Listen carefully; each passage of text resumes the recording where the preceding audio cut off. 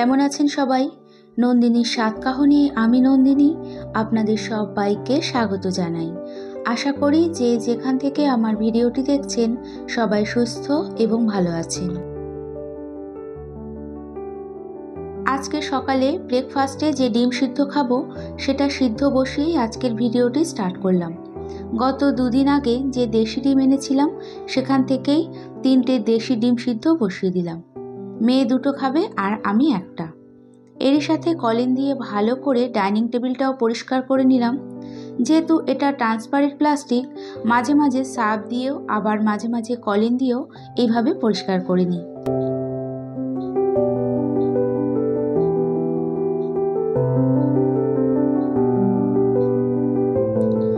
এরপর চেয়ারগুলোকেও ক্লিন করে নিচ্ছি। চেয়ারের পেছনে যে ডিজাইনের যে গ্যাপ রয়েছে সেখানেই না হালকা ধুলো পড়েছে। মাঝে মাঝে যদি এইভাবে হালকা করে পরিষ্কার করে না নিই তাহলে ধুলোর স্তর পড়ে যায়, তারপরে সেগুলো জল সার্ফ দিয়ে ধুয়ে নিতে হয়।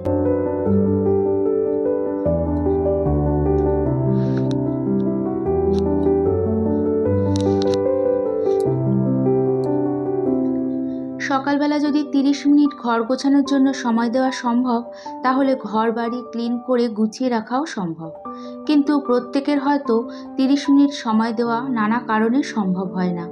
প্রথমত ঘুম থেকে ওঠার ব্যাপারটা খেয়াল করে দেখবেন, যত ভোরে ওঠা যায় ততই বেশি হাতের সময় থাকে। এই বিষয়টা সব থেকে ইম্পর্টেন্ট। যত ভোরে ঘুম থেকে ওঠা যায় কাজগুলো তাড়াতাড়ি হয়ে যায়।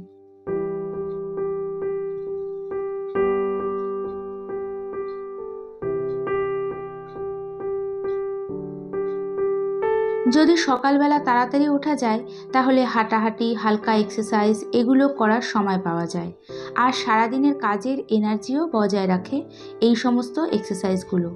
আর দেরি করে ঘুম থেকে উঠলে টিফিন বানানো, রান্নাবান্নার জন্য রান্নাঘরে চলে গেলে আর কোনো কিছুর জন্যই সেভাবে সময় পাওয়া যায় না।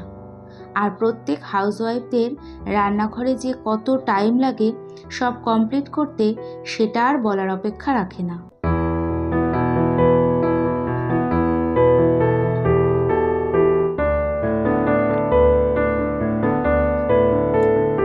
সকালবেলায় যদি ঘরবাড়ি একটু গুছিয়ে রাখা যায় তাহলে সারাদিন আর সেইভাবে গুছিয়ে নিতে হয় না, মোটামুটি গোছানোই থাকে। আর এতে ঘরের কাজ করতেও ভালো লাগে, আর দেখবেন এতে মেজাজটাও বেশ ভালো থাকে, খিটখিটে হয় না। কিছু জামা কাপড় ছিল আগের দিনের ব্যালকনিতে মেলা, সেগুলোই এখন পাট পাট করে ভাঁজ করে রাখলাম। এখন যা ওয়েদার, রেগুলারের জামা কাপড় সেভাবে শুকাতেই চায় না।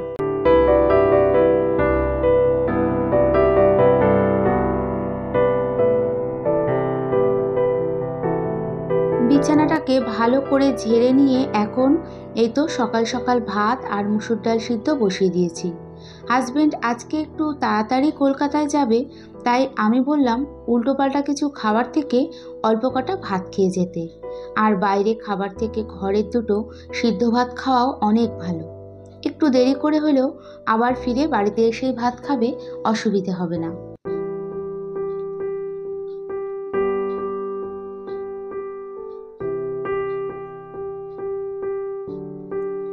এখন চালের গুঁড়ো আর বেসন দিয়ে একটা ব্যাটার তৈরি করে নিচ্ছি। এর মধ্যে একটু লঙ্কা বাটা, নুন, হলুদ আর সামান্য চিনি দিয়ে ব্যাটারটা রেডি করে নেব এবং 2 মিনিট রেস্টে রেখে দেব।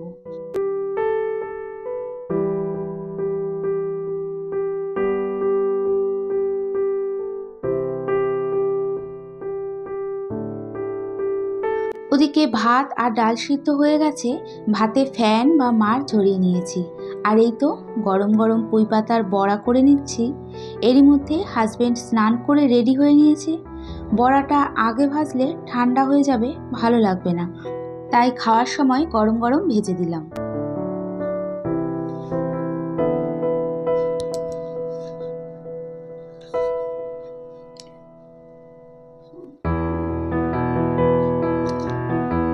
পুঁই পাতার বড়াটা আমরা 3 জনই খেতে খুব পছন্দ করি।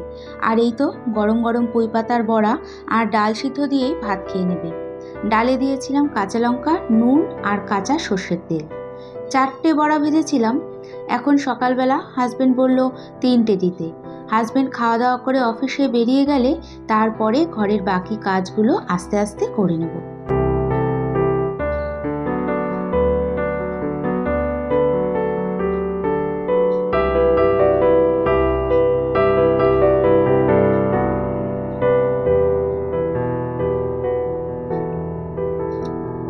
হাজব্যান্ড অফিসে বেরিয়ে যাওয়ার পর আবার ঘরের কাজ শুরু করে দিয়েছি। এই যে ডাইনিং টেবিলের চেয়ারগুলো একটার উপর একটা তুলে রাখছি। এখন ঘরগুলো ঝাড় দিয়ে ভালো করে মুছে নেব।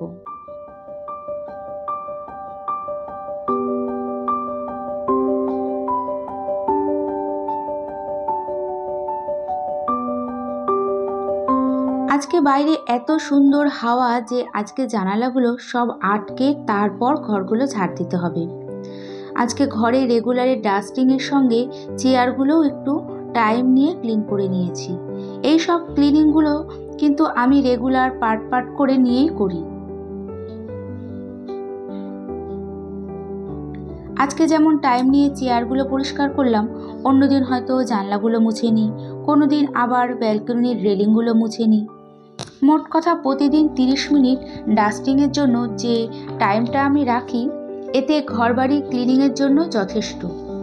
হ্যাঁ, তবে কোনোদিন আবার একটু বেশিও লাগে, সেটা কাজ হিসেবে।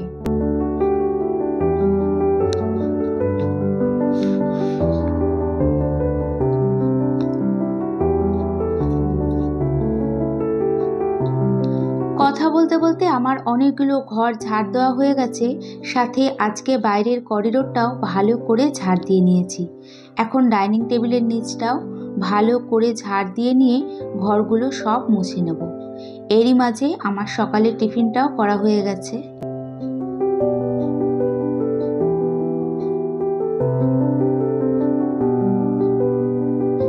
যত তাড়াতাড়ি সম্ভব ঘরগুলো ঝাড় দিয়ে মোছা হয়ে গেলে না অনেকটা শান্তি পাওয়া যায়, মনে হয় যে দিনের অর্ধেকটা কাজ হয়ে গেল।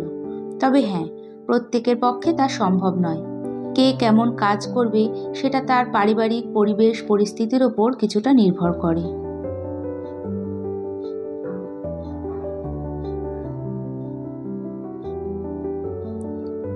আমার যেমন সকালবেলা রান্নার চাপটা কম থাকে, তাই আমি এদিকের কাজগুলো আগে করে নিই।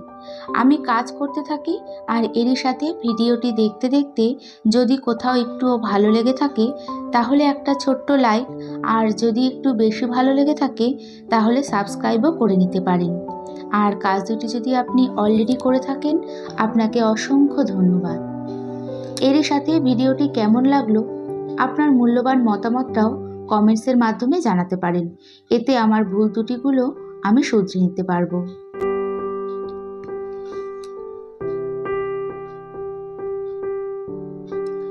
ঘরগুলো সব মুছে নিয়ে পাপোশগুলো সব পেতে এখন রান্না করতে চলে আসলাম। আজকে খয়রা মাছগুলো সর্ষে বাটা দিয়ে করে নেব, আর পুঁই পাতার বড়া আর ডাল সিদ্ধ হলো দুপুরের খাবার। সাথে আনারসটাও কেটে নিয়েছি। তরকার ডালটাও প্রেসারে সিদ্ধ করে নিচ্ছি। রাতে রুটি খাওয়ার জন্য ডালটা বানিয়ে নিচ্ছি। আজকে যেহেতু একদম হালকা আর সেরকম কিছু রান্না করিনি, তাই বেশি করে 3টে ডিম দিয়ে তরকার ডালটা বানিয়ে নিয়েছি। আর শেষে দিয়েছিলাম তড়কা মশলা, কসুরি মেথি আর ধনেপাতা কুচি, সাথে দুধটাও গরম করে নিলাম।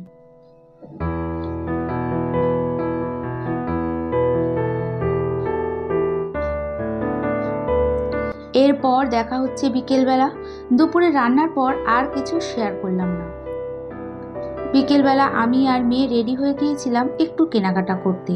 তারপর সোনা ওর জন্য কিছু টপ দেখছিল, অবশ্য এখান থেকে কিছু নেয়নি।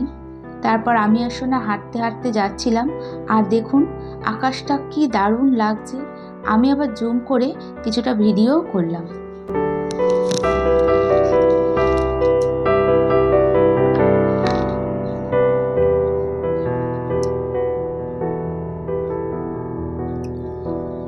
বিকেলে তো বাড়িতে চা খাইনি, আর আমি আর সোনা যেহেতু দুজনেই চা খেতে খুব বেশি পছন্দ করি, তাই চাওয়ালা থেকে 2 কাপ চা খেতে খেতে দুজনে বেশ সময়টাকে এনজয় করলাম।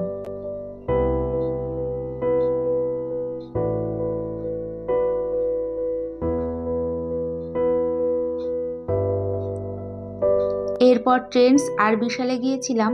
সোনা ওর জন্য কিছু টপ আর প্যান্ট কিনেছিল, আর আমি কিছুই কিনিনি সেভাবে, শুধু একটা হ্যান্ড ওয়াশ রাখার জন্য যে কন্টেনার হয়, আর জামা কাপড় রাখার জন্য হ্যাঙ্গার, আর কটা প্রয়োজনীয় টুকটাক জিনিস কিনেছিলাম। এরই সাথে আবারও দেখা হবে এই আশা নিয়ে আজকে ভিডিওটি এখানেই শেষ করছি। এতক্ষণ আমার সাথে থাকার জন্য অসংখ্য ধন্যবাদ।